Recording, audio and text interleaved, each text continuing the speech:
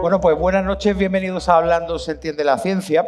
Vamos a continuar con el programa, pero antes les quiero recordar un poco en qué consiste esto. Esto es un programa que se hace dentro del evento de la Noche Europea de los Investigadores, que como saben, pues sucede simultáneamente en 400 ciudades de Europa. Y quería hablarles de que precisamente junto a la Universidad de Málaga, que es quien coordina la actividad a nivel provincial a través del Servicio de Publicaciones y Divulgación Científica, Vicerrectorado de Investigación y Divulgación Científica de la Universidad de Málaga y de la mano de la Fundación Descubre, pues participan IBIMA, que es la plataforma Bionan, la Estación Experimental IHSM La Mayora, el Ayuntamiento de Málaga, el Centro Google de Excelencia para la Ciberseguridad, el Jardín Botánico La Concepción, la Fundación Española para la Ciencia y la Tecnología, el Ministerio de Ciencia e Innovación, y el Centro de Tecnología de Imagen de la UMA, y todo bajo el patrocinio de la Fundación Unicaja.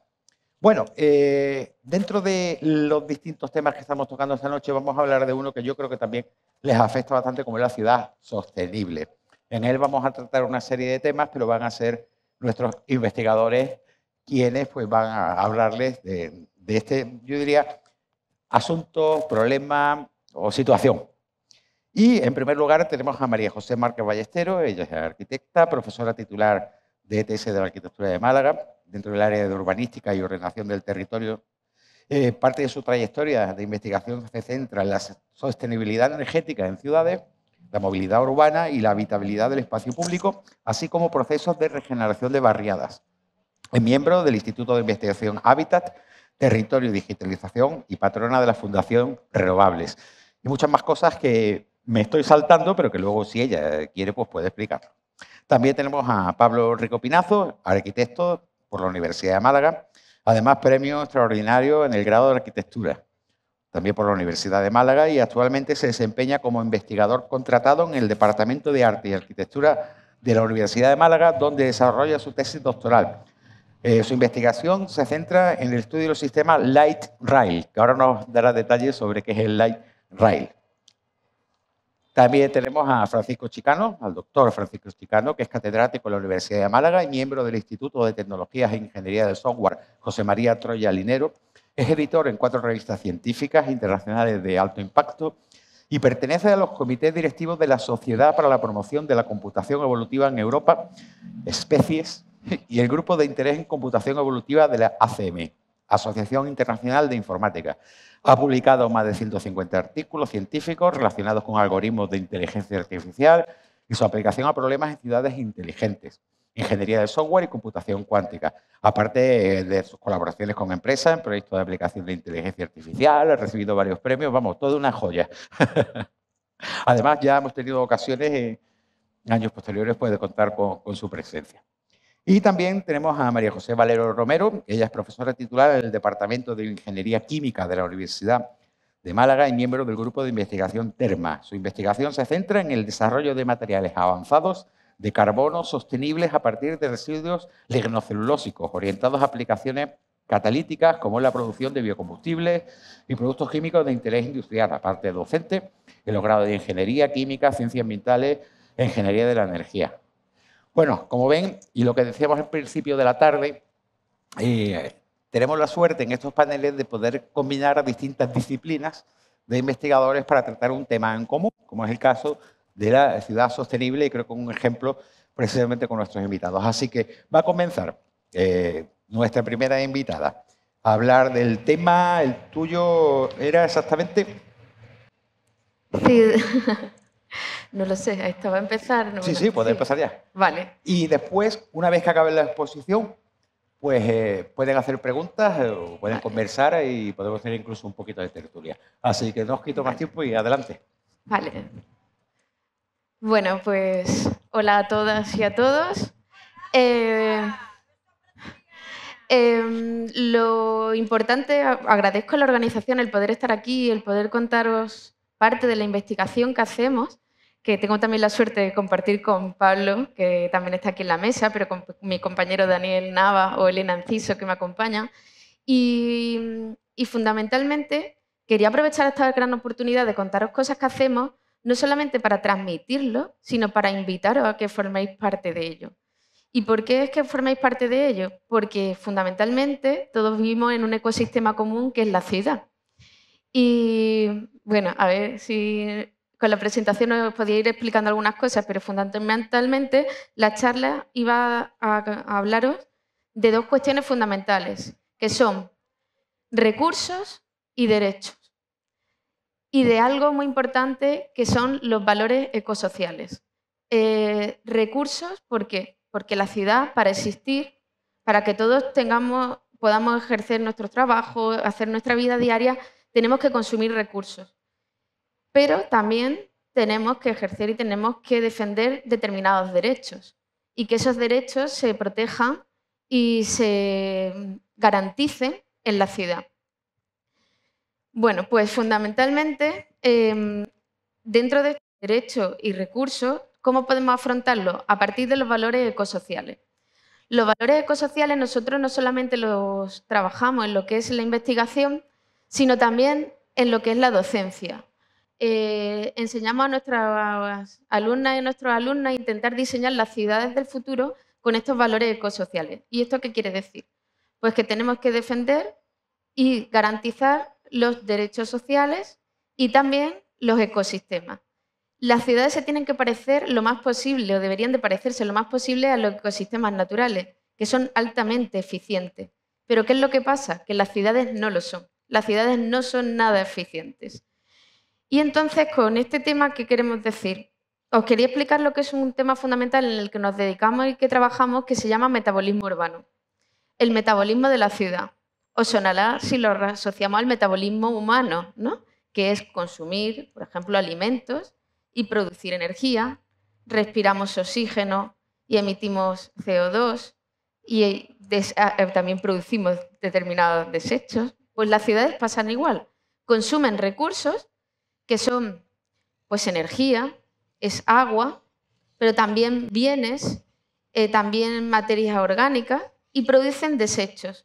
Producen desechos en el caso, por ejemplo, de la energía, pues en emisiones, en el caso del agua, las aguas residuales, en el caso, por ejemplo, de los bienes o de los recursos orgánicos, pues producimos desechos, ¿no? Orgánicos, inorgánicos.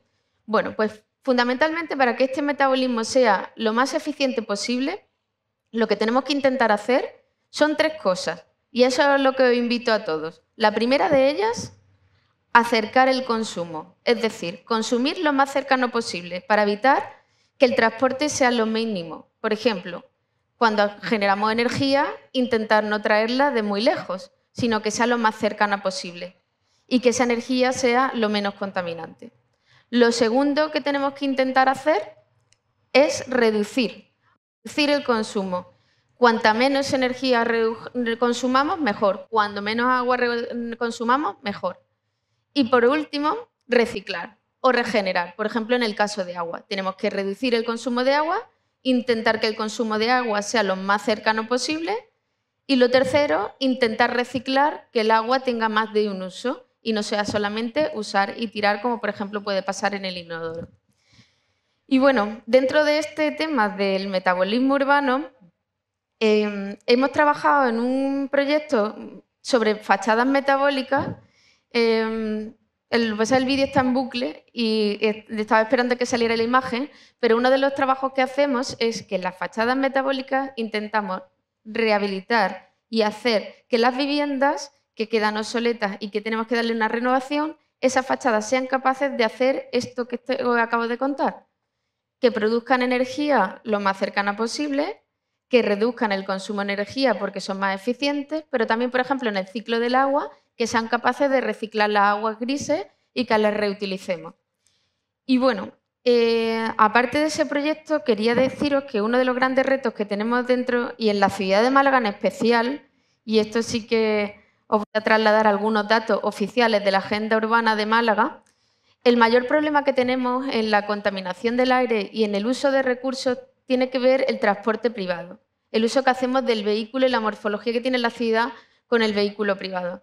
Entonces, básicamente, para que os hagáis idea, en volumen de toneladas de CO2, las toneladas de CO2 que en el año 2019 se produjeron solamente en el transporte privado, ni siquiera el transporte público, solamente el transporte privado, fueron 830.000 toneladas de CO2, cuando solamente, por ejemplo, en el aeropuerto son 83.000.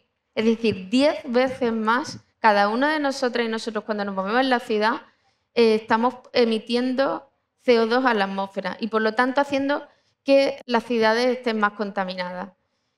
¿Y qué significa esto? Pues entre otras cosas que estamos vulnerando un derecho que es el derecho a la salud. El derecho a la salud está dentro de la Declaración Internacional de Derechos Humanos en el artículo 25. Todas y todos tenemos derecho a la salud, igual que a la vivienda digna. Y esos dos derechos fundamentales de la Declaración Internacional de Derechos Humanos que se consiguió consensuar después de la Segunda Guerra Mundial entre todos los países, pues se están vulnerando permanentemente y diariamente en nuestras ciudades. Y en especial en la ciudad de Málaga quería hacer hincapié en este sentido, en lo que es el derecho a la salud, de no estar respirando el aire que respiramos por culpa de la gran contaminación por los vehículos, pero al mismo tiempo en la vivienda digna y el acceso a una vivienda. Para también dejaros otros datos, según la agenda urbana, por ejemplo, en el año 95 en Málaga se hicieron unas 1.500 viviendas de VPO. Se dieron licencia a unas 1.500 viviendas de VPO. ¿Sabéis cuántas licencias se han dado en el año 2019, 2020 y 2021, que son los 3 últimos registrados? 0. 0 en 2019, 0 en 2020, 0 en 2021. Mientras que, por ejemplo, los datos turísticos, el registro oficial de la Junta de Andalucía de plazas hoteleras ha pasado de 2017, que teníamos 25.000, a 54.000 en 2019, el doble. Y de esas 54.000, ¿sabéis cuántas son viviendas turísticas? 34.000. Creo que con ese dato queda bastante claro que no hay una apuesta clara por el derecho al acceso a la vivienda en la ciudad. Y con esto también nos quiere decir que, por ejemplo, respecto a la renta media, en Málaga la renta neta más familiar estaba también en el año 2000 aproximadamente en 9.600 euros. En el año 2019, 15.000. ¿Sabéis cuánto ha subido el precio medio de la vivienda? Hemos pasado en el año 2000 igualmente de unos 1.000 euros de precio medio del suelo de del metro cuadrado de vivienda a 3.300 actualmente. Por lo tanto, la renta media, en vez de 15.000, la renta media neta familiar tendría que haber sido 27.000 euros. Si quisiéramos haber crecido de la misma manera, la asequibilidad, el acceso a la vivienda, la posibilidad de acceder a una vivienda al mismo nivel que ha subido el precio medio de ella. Y por eso en esto siempre, bueno, por ejemplo, acudo a esta imagen de Gustave Doré de la ciudad de Londres, un grabado histórico del siglo XVIII en el cual vemos la ciudad de Londres en la que pasa el humo y en la que se quería reivindicar justamente las condiciones en las que vivía la población que venía del campo a la ciudad y que vivía hacinada en viviendas, compartiendo muchos espacios comunes, sin digamos, condiciones higiénicas suficientes y el paso del transporte, como es el tren, quemando carbón, pues unas condiciones bastante insalubres. Pues no deberíamos de estar pensando que vamos a volver al siglo XVIII y a lo que reivindicaba Gustave Doré en este grabado. Vamos a intentar realmente no tener viviendas insalubres, tener acceso a esas condiciones dignas de vida y es que en las ciudades se pueda pues, respirar y vivir mucho mejor. Como último, os dejo ahí también unas imágenes de un proyecto que estamos haciendo con los compañeros también que he nombrado antes, en el que estamos estudiando cómo se transforman las calles, en las que, por ejemplo, esa es calle La Hoz. Calle La Hoz, estuvimos haciendo un taller con los vecinos y viendo de qué manera se podían transformar esas calles tal y como están ahora. Una calle, como veis, con una sección pequeñita, que tampoco mucho, no parece muy grande, sufre diariamente de una media de paso de vehículos de 12.000 vehículos al día. Todo eso es lo que estos vecinos y estas vecinas en estos barrios están sufriendo. Se podría trabajar, y ya con esto termino, con este esquema que nos gusta mucho reclamar en clase y en nuestras investigaciones, que lo último importante en las ciudades son los edificios. Lo primero y más importante Es un gráfico de Yangel, un arquitecto que habla mucho del espacio urbano y de la importancia del espacio entre los edificios. Lo más importante siempre es la vida de todas nosotras y todos nosotros. Lo siguiente sería el espacio que da lugar y que genera y posibilita esa vida y esos espacios de convivencia. Y ya luego, lo último, serán esos edificios que posibilitan el resto de los usos. Pero siempre lo más importante somos nosotras y nosotros, y por eso os quería hacer partícipes y deciros que entre todas construyamos una ciudad más sostenible. Muchas gracias. Bueno, pues en este caso, tras la fantástica presentación de María José, yo quería comenzar en este caso haciendo una pregunta abierta aquí a todos los asistentes y que básicamente trata sobre lo siguiente. ¿Pensáis que Málaga dispone de un sistema de metro? ¿O creéis que nuestra ciudad tiene un tranvía? Os dejo unos pocos segundos para que os planteéis cómo es esto. Y a continuación, pues me gustaría que quienes pensáis que Málaga en realidad dispone de un sistema de metro, me alcéis la mano.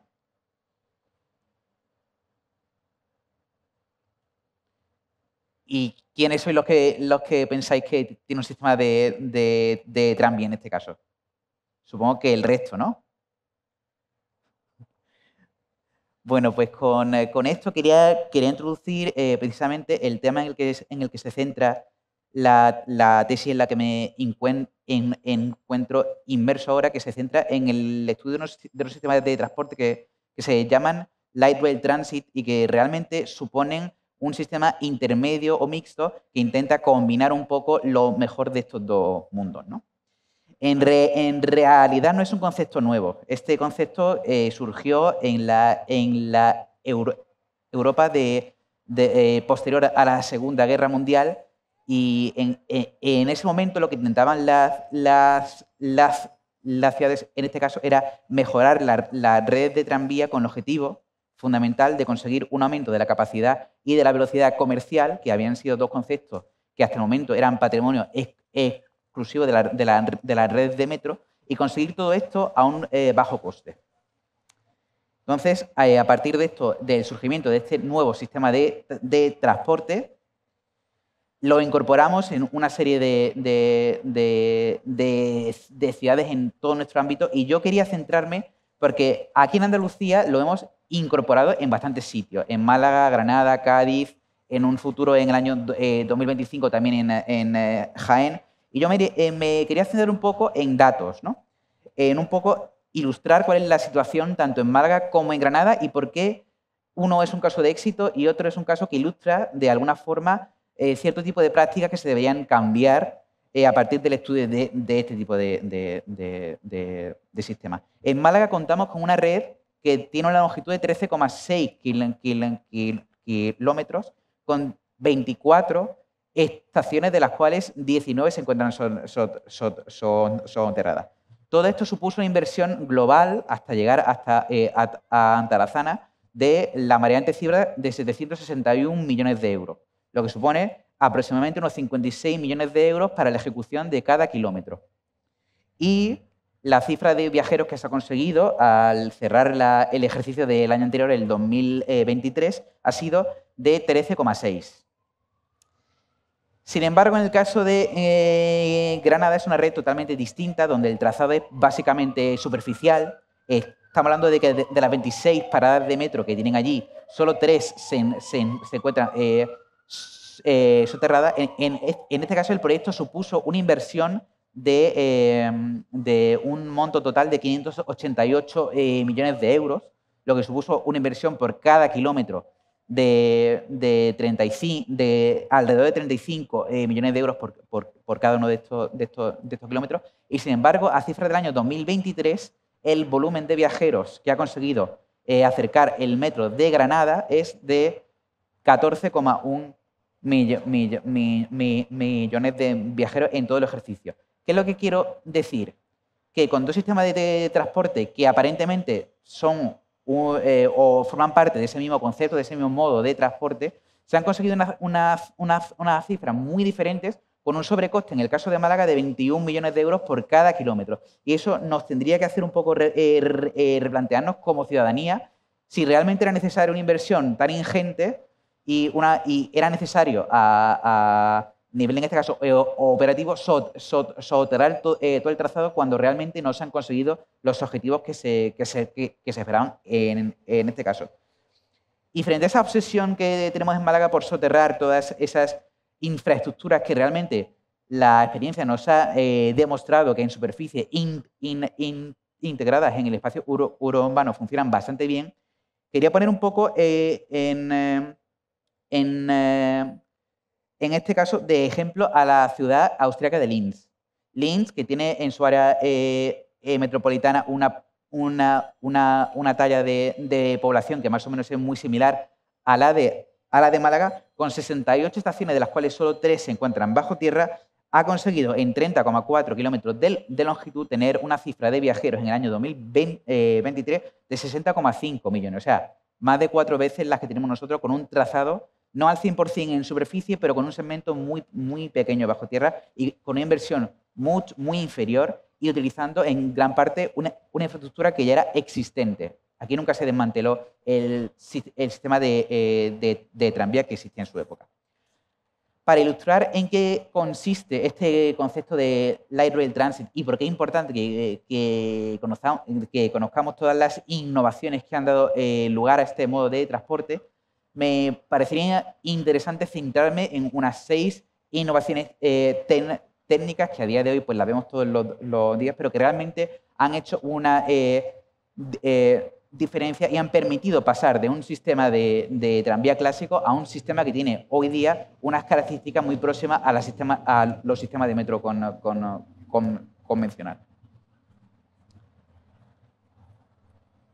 Bueno, en este caso, la primera de las innovaciones que apareció, la voy a presentar en un orden cronológico en este caso, fue la aparición de los primeros vehículos articulados que surgen en la ciudad de Düsseldorf en el año 56, o sea, hace ya más de 60 años. Y la principal característica o la principal ventaja que aportó en este caso esta innovación fue un aumento muy importante de la capacidad de los pasajeros que podían ser transportados y no solo eso, sino también un incremento de la velocidad comercial. Con esto se consiguió también que se aumentase la productividad entendida como el número de pasajeros por kilómetro que es capaz de procesar cada miembro del personal de estas redes de transporte. Más adelante, después, la siguiente que surgió en este caso fue la aparición de las plataformas reservadas. En este tipo de infraestructura, este medio de transporte dispone de su propia plataforma por la que circula y solo se mantienen todas las intersecciones con el resto del tráfico.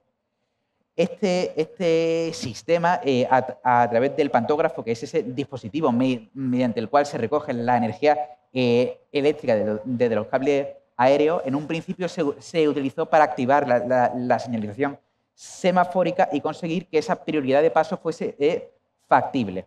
Esto hizo que se consiguiese o que se alcanzase una velocidad comercial de 25 kilómetros por hora en estos casos.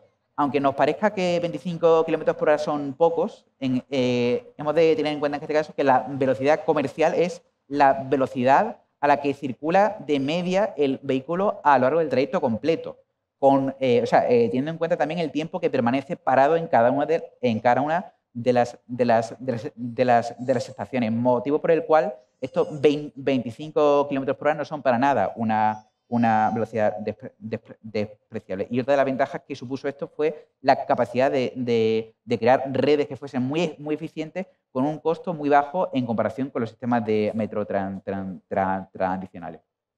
Luego, el siguiente sistema que yo creo que lo conocéis todos son los sistemas de Self-Service Fare Collection.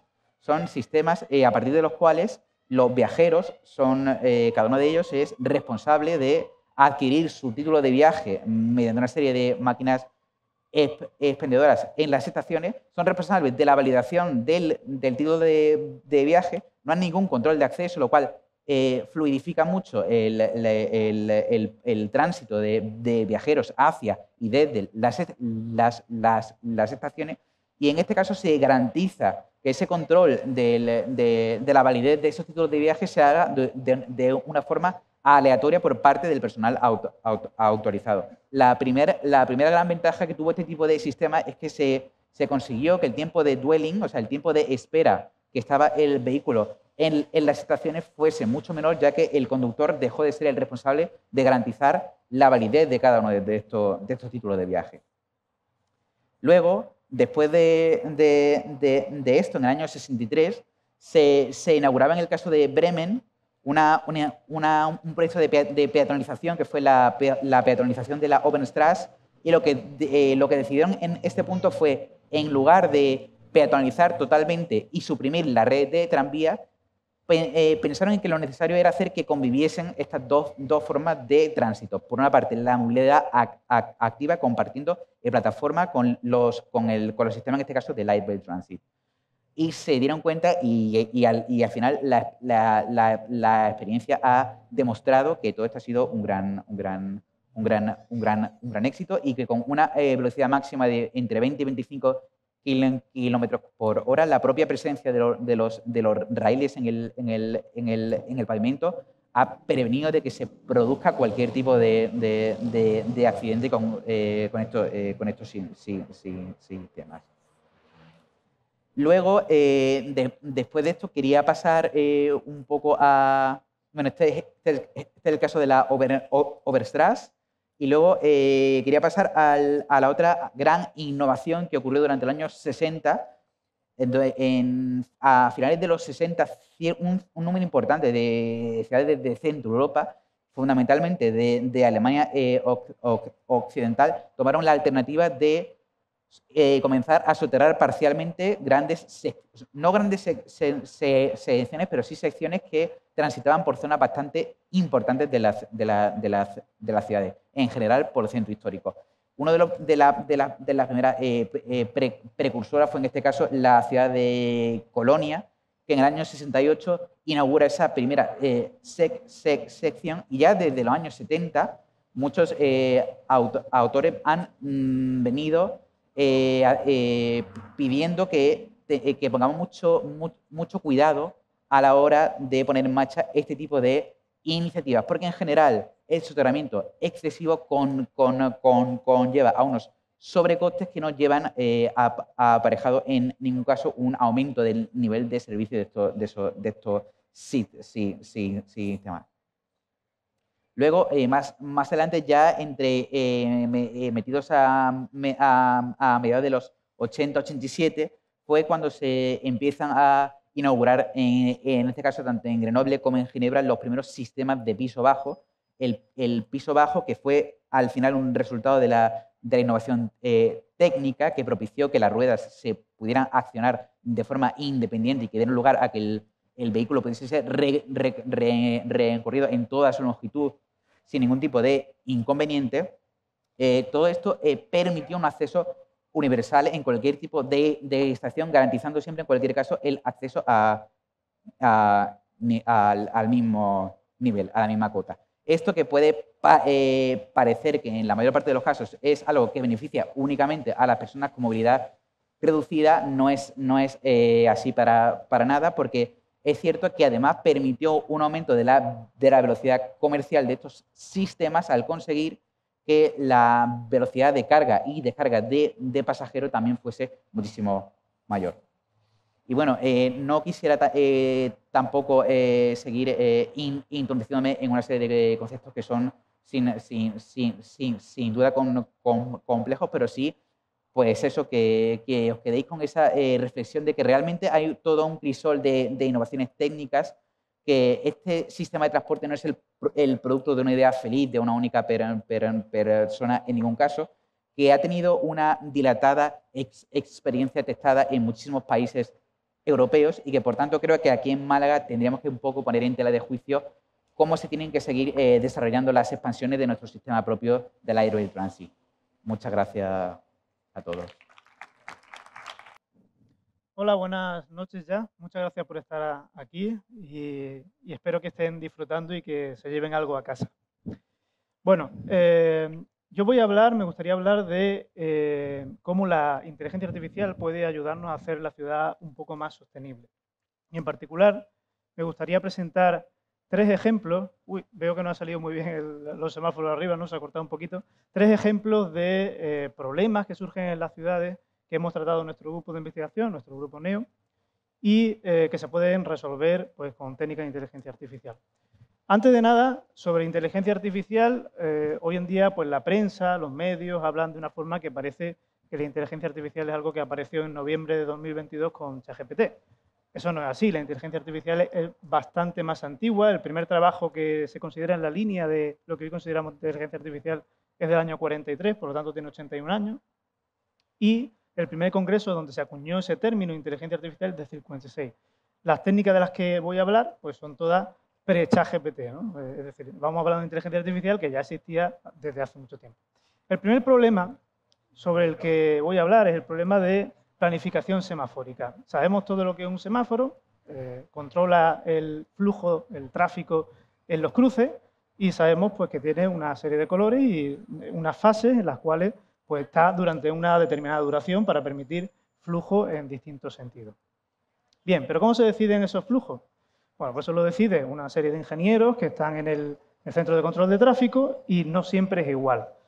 Cambia a cada hora del día, a ciertas horas del día y además pues cambia pues, a distintos días de la semana, en distintas épocas del año. No es lo mismo una hora punta que una hora a las 3 de la mañana, por ejemplo. El tráfico necesita tiene distintas necesidades y entonces se configuran los semáforos para que duren lo adecuado para permitir un flujo rápido de tráfico.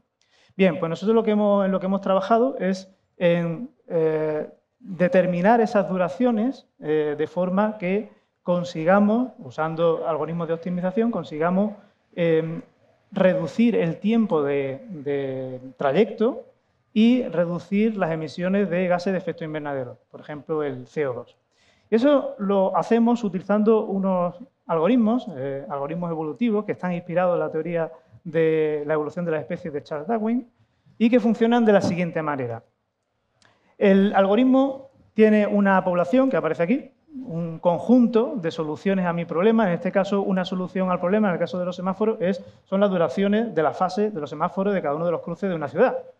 Bien, pues se coge de ese conjunto una serie de soluciones de forma aleatoria, pero no completamente aleatoria. La probabilidad de escogerlo depende un poco de la calidad de la solución.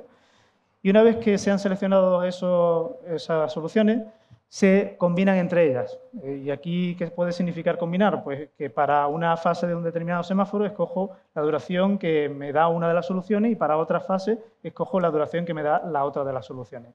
De esa forma se consigue una nueva solución que llamamos hija, a la que se le somete a una mutación, un pequeño cambio en alguna de las fases y luego pasamos a evaluarla. ¿Qué significa evaluar? No podemos poner a los semáforos de la ciudad las duraciones que nos dice el algoritmo y probar a ver qué pasa. Eso sería un desastre. Entonces lo que se hace es simular este proceso, el tráfico en la ciudad mediante un simulador. En este caso pues, usábamos Sumo, que es un simulador de tráfico desarrollado por la Agencia Espacial Alemana. Y ahí pues, ponemos las duraciones de los semáforos, ponemos coches a circular, simulamos y vemos después de la simulación, qué ocurre con el tiempo de trayecto de los distintos vehículos, las emisiones de CO2, etcétera, etcétera. Eso me da un numerito o unos numeritos que nos permiten evaluar la calidad de esa solución. Si esa solución es muy mala, es peor que lo que tenemos ya, pues se descarta. Pero si es mejor que alguna de las que tenemos en nuestro conjunto de soluciones, se incorpora ese conjunto de soluciones y se descarta otra que sea peor. Ese proceso se repite una y otra vez hasta que pues el tiempo nos diga que tenemos que parar y nos quedamos con la mejor solución. Eso es un algoritmo evolutivo y así es como se utiliza en el caso de la planificación semafórica. El segundo problema del que me gustaría hablar es el de recogida de residuos. Aparece aquí ilustrado, ¿no? Habrán observado que los cartones, los vidrios, los plásticos, eso no se recoge todos los días. No suponen un grave problema de higiene, pero tampoco queremos que estén esos contenedores llenos, ¿no? Entonces, la empresa que se dedica a esa recogida tiene que determinar cuándo los va a recoger. Si lo hace con muy poca frecuencia, es decir, cada mucho tiempo, pues se llenan y la calidad del servicio no es buena. Si lo hacen demasiado frecuentemente, la calidad del servicio mejora muchísimo, pero el coste que tiene y la emisión de gases de los camiones que tienen que recogerlo aumenta. Por lo tanto, tenemos que llegar a un compromiso. Bien, pues este proyecto en particular lo hicimos con una empresa que tenía una serie de contenedores con sensores que medían la cantidad de residuo que había en esos contenedores. Esos sensores, mediante una red celular, transmitía esa información a una central, se recogían todos los datos y ahí se entrenaba un modelo, mediante aprendizaje automático, un modelo de inteligencia artificial que permitía detectar patrones y determinar pues, a una determinada hora cuál iba a ser el nivel de llenado de cada uno de los contenedores. Eso permitía escoger cada día cuáles eran los contenedores que había que recoger, porque el ritmo de llenado de los contenedores no es el mismo. En distintos barrios es diferente, pero además distintos días, el día 6 de enero, habrán comprobado que el contenedor de los cartones está hasta arriba. Bien, entonces lo que hace con estas técnicas es seleccionar los distintos contenedores y una vez que los tenemos seleccionados, se aplica de nuevo un algoritmo evolutivo para determinar cuál es la ruta más eficiente, la ruta que menos gases emite, la ruta más corta para recoger todos esos contenedores que tocan pues recoger. Y el tercer problema del que me gustaría hablar está relacionado con la infraestructura para movilidad activa. La movilidad activa es esa forma de movilidad que requiere un poquito de esfuerzo por parte de los ciudadanos, ¿no? El caminar, bici, patinete. Me voy a centrar más en bici y patinete porque ahí es donde hay un problema de infraestructuras. Para yo poder usar la bici o el patinete necesito, o normalmente quiero, un carril dedicado para no jugarme la vida en la calzada con el resto de vehículos, ¿no? Y construir esos carriles tiene un coste. Entonces hay que ponderar el coste que tiene, hay que tenerlo en cuenta y también hay que ver cuánto uso se le va a dar. Pues en este contexto lo que hemos trabajado es utilizar algoritmos evolutivos para determinar dónde habría que poner carril bici, tratando de maximizar la satisfacción de los ciudadanos, reduciendo costes a su vez, y dónde colocar estaciones de bicicleta. Entonces, bueno, estos son 3 ejemplos de aplicaciones relacionadas con la sostenibilidad en la ciudad en los que hemos aplicado técnicas de inteligencia artificial con éxito, porque siempre ha habido mejora, y con esto espero que quede un poco claro pues, que se puede utilizar de esta forma, con una IA pre-ChatGPT, se puede utilizar para mejorar nuestra ciudad. Y hasta aquí lo que quería contarles. Muchas gracias. Bueno, gracias. Hola a todos y a todas, gracias por estar aquí. Y para mí es una alegría formar parte de esta sesión y de esta jornada.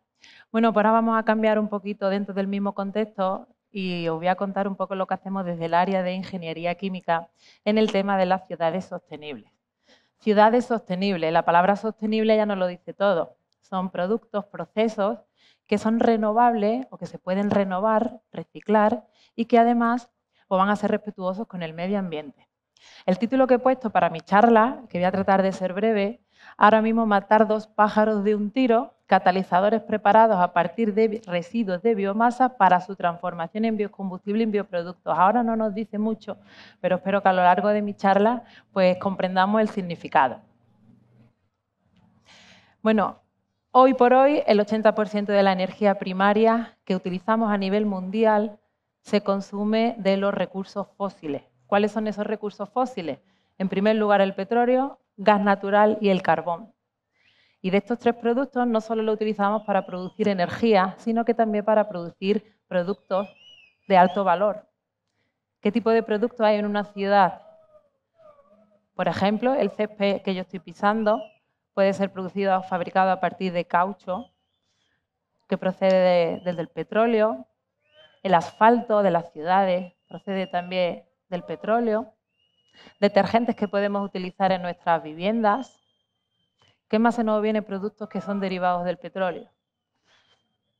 Todo tipo de plásticos, ¿verdad?, que no son degradables o que se degradan después de mucho tiempo.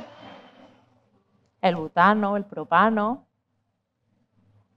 Podría seguir a hacer una lista, ¿verdad?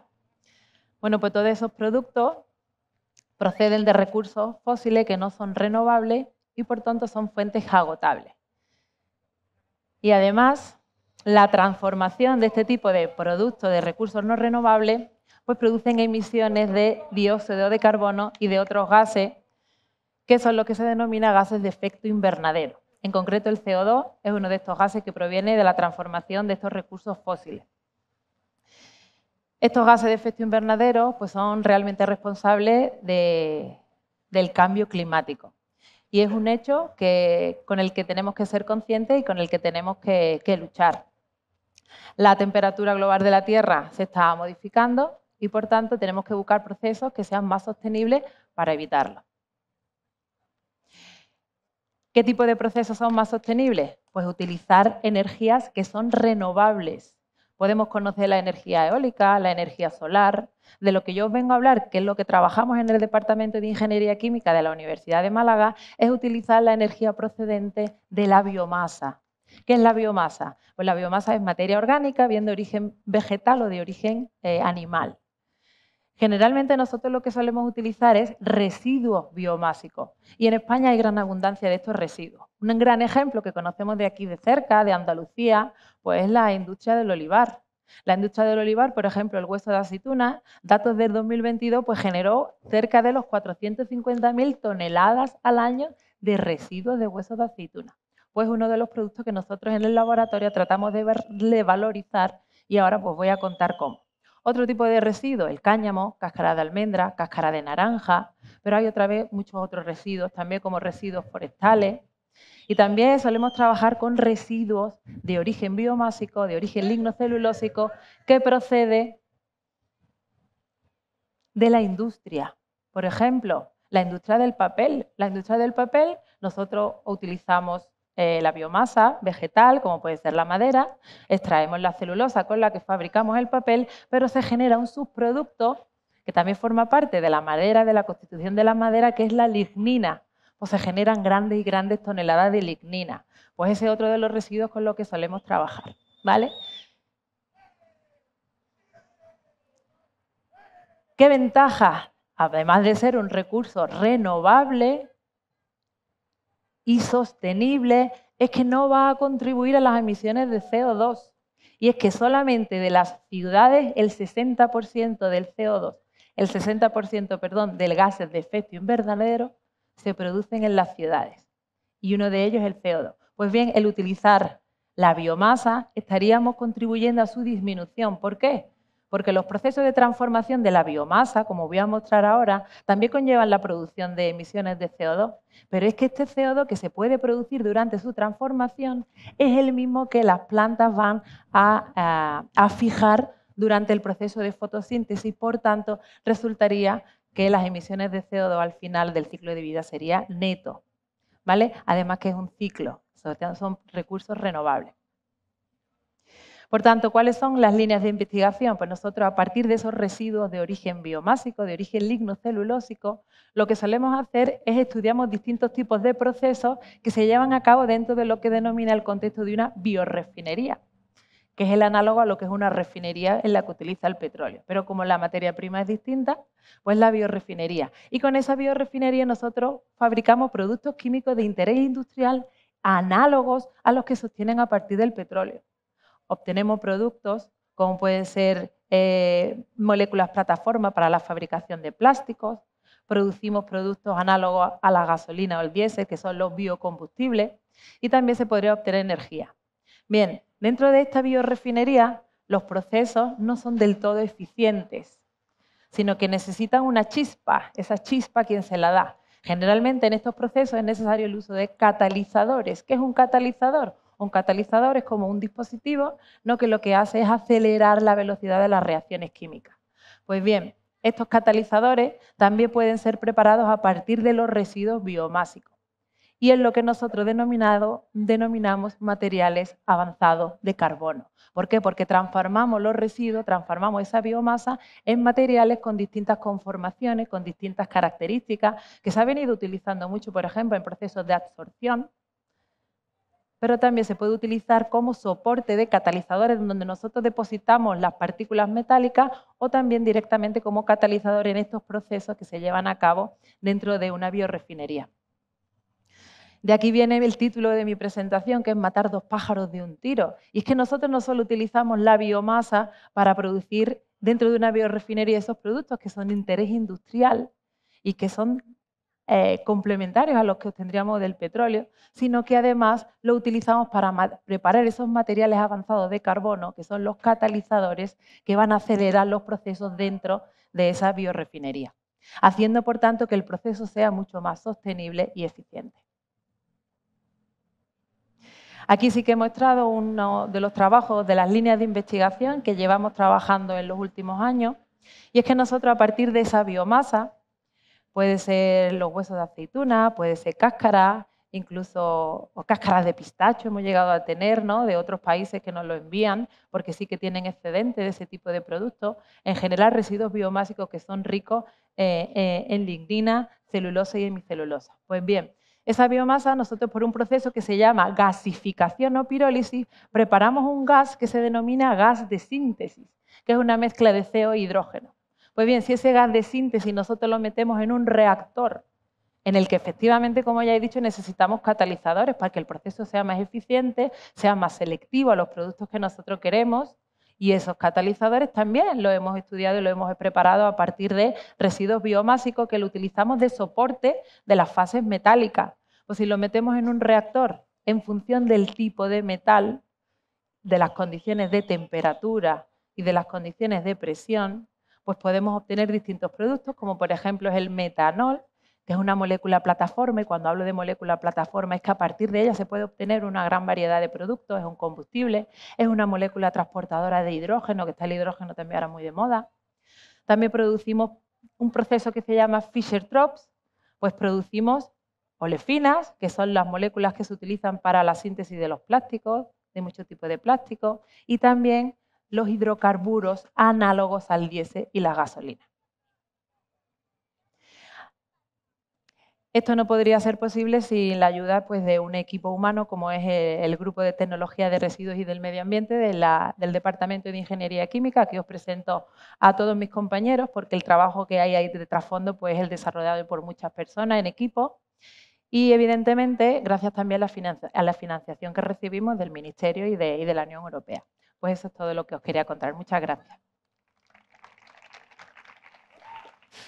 Y bueno, hay un tema que me sale en casi todos los paneles, la pregunta, porque está relacionado con algo que está tan de moda como la inteligencia. Pues habéis hablado en algún momento y demás. De los procesos que se pueden hacer con inteligencia artificial, ¿habéis puesto en marcha alguno en alguna ciudad? ¿Tenéis algún tipo de testeo sobre su funcionamiento? El uso de la IA en Ciudad Sostenible, ¿tenéis ya hecho algún ensayo o habéis hecho algún proceso en el que ya se haya obtenido algún resultado? Bueno, nosotros tenemos prototipos. Por ejemplo, el ejemplo del proyecto con los contenedores de recogida de residuos, eso era un prototipo en el contexto de un proyecto. Eso se llegó hasta el nivel de prototipo. En el caso de la infraestructura, también hemos hecho un prototipo, pero para una empresa que hace consultoría A. Y entonces esta empresa sí lo utiliza con ayuntamiento y demás, lo pone en marcha estos algoritmos, ¿no?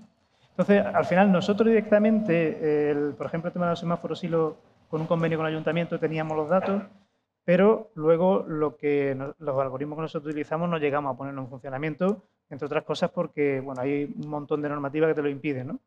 Pero sí que trabajamos con empresas y esas empresas ofrecen entre sus productos que van dirigidos a ayuntamientos esas soluciones que permiten, pues, usando estos algoritmos, poner en marcha eso, ¿no? Hay una pregunta más que también está de moda, es decir, se lee muchísimas noticias y muchos medios del consumo energético, incluso el consumo de agua que hacen las inteligencias artificiales para procesar, ¿no?, las peticiones. De hecho, no sé, de litros de agua consumen los litros de agua, que bueno, yo quiero entender que es un circuito cerrado, que tampoco habría que pensar en que... Pero realmente el proceso, es decir, todos estos procesos son con mucho consumo energético. ¿Compensa el uso ampliado de la inteligencia artificial para la sostenibilidad precisamente debido a esto? Bueno, Yo, aunque no trabajo con inteligencia artificial como tal, más allá de ser un usuario como casi todos de ChatGPT, creo aquí, ¿no? Sí que es cierto que desde hace ya un cierto tiempo, sí que hay empresas como el caso de Siemens que ha empezado a montar sistemas que emplean la inteligencia artificial para tomar las decisiones que son necesarias en cada caso.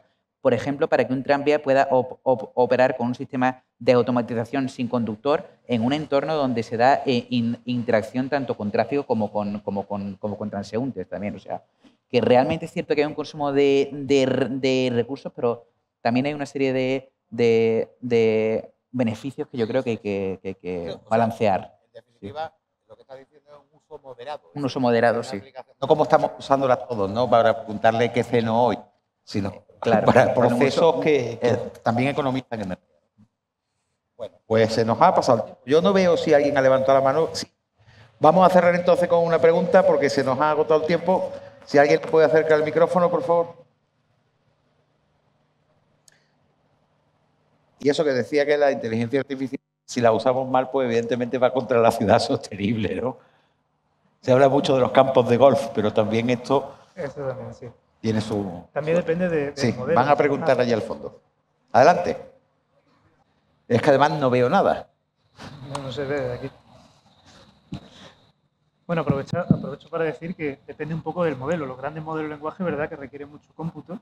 Pero, por ejemplo, estos algoritmos evolutivos que nosotros estábamos mencionando, estos no tienen ese consumo. Sí, porque son además- céntimos Ahora de... sí, ¿no? Sí, ahora perfecto. Adelante. Primero, enhorabuena por esto, pero mi gran pregunta es, tanto en la primera conferencia como en esta, ¿qué está haciendo el pueblo, la gente normal, para lograr una ciudad sostenible, un planeta más vivo, más respetado? Porque llevamos años luchando por esto, seguimos siendo los mismos y nos estamos, con todo mi respeto, cargando el planeta. Estamos yendo al espacio, estamos descubriendo la inteligencia artificial. Sin embargo, se nos están secando los mares, nos estamos quedando sin agua y nos vamos a morir, yo la primera, viendo que esto no cambia. ¿Qué podemos hacer? La gente normal, las universidades también. Creo que hace falta educación, porque sin educación no avanzamos. Enhorabuena y gracias. Gracias. Adelante, Raquel. Pues yo te voy a responder. Hace falta sentido común en todas las actuaciones que hacemos a diario. Sentido común. Está claro que hay que disminuir considerablemente las emisiones de CO2, empezando por ahí. ¿Y eso cómo es? Fomentando el uso del transporte público. Hace falta aplicar más y usar más las energías renovables. Hace falta una correcta gestión de los residuos, pero nosotros desde nuestras casas tenemos que tratar de reducirlos primero, que creo que la compañera lo ha comentado, reutilizarlos y como último caso reciclarlos. Y esto es fundamental, que desde nuestros hogares hagamos una clasificación correcta de los residuos, porque de esta forma se pueden reciclar y se pueden aprovechar de una forma más correcta. Y hay muchos procesos como es la fabricación de compost como abono, siempre y cuando esa materia orgánica pues sea de calidad.